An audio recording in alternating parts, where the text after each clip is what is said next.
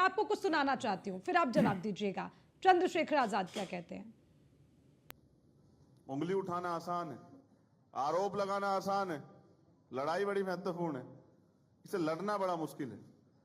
इसमें स्वाभिमानी के तौर पे खड़े रहना बहुत मुश्किल है, और जिसमें काबिलियत है उसको दिया नहीं दिखाया जाता।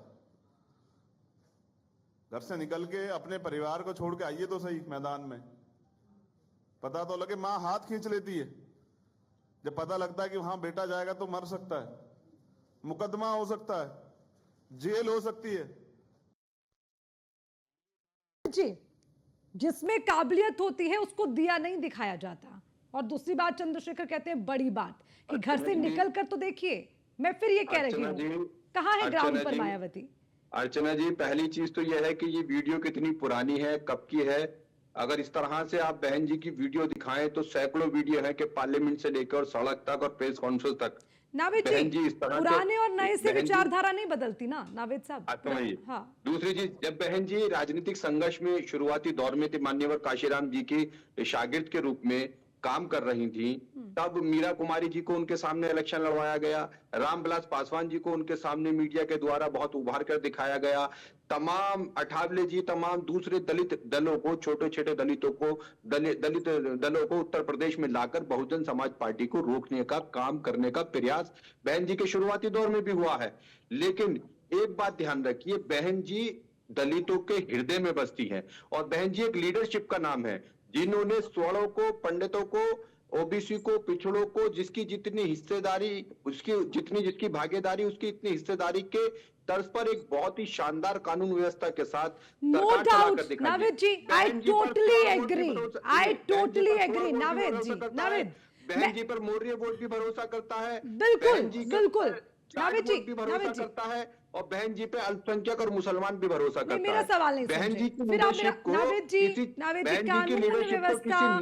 कानून व्यवस्था मायावती के राज में जो रखी, उनका नाम सुनते ही पुलिस प्रशासन कांप उठता था।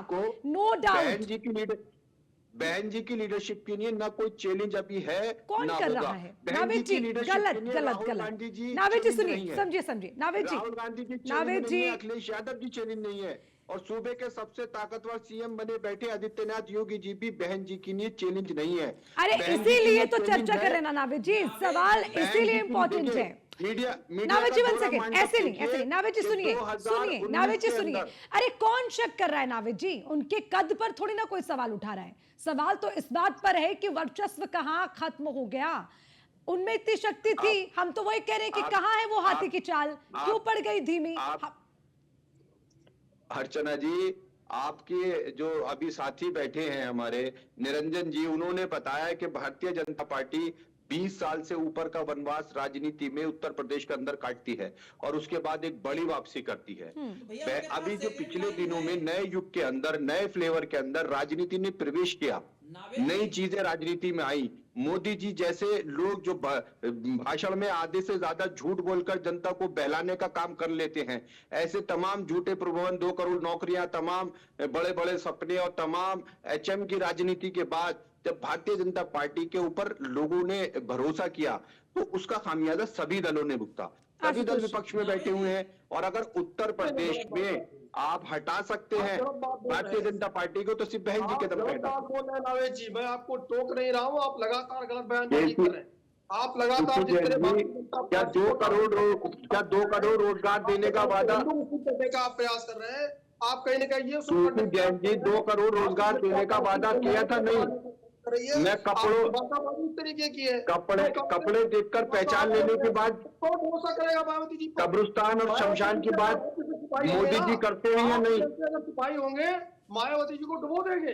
केसी जैन जी, आप बहन जी की परवाह न करें, लेकिन आप ये जानिए कि उत्तर प्रदेश के अंदर धार्मिक राजनीति को बढ़ावा देने का काम भारतीय जनता पार्टी करती है।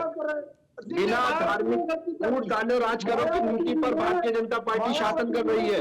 जाति की पॉलिटिक्स की केसी जैन जी, फूट डालो राज करो की नीति पर भारतीय जनता पार्टी सरकार चला रही है। विकास का काम भारतीय जनता 2 करोड़ रोजगार देने का वादा जो मोदी जी ने किया था या नहीं किया था?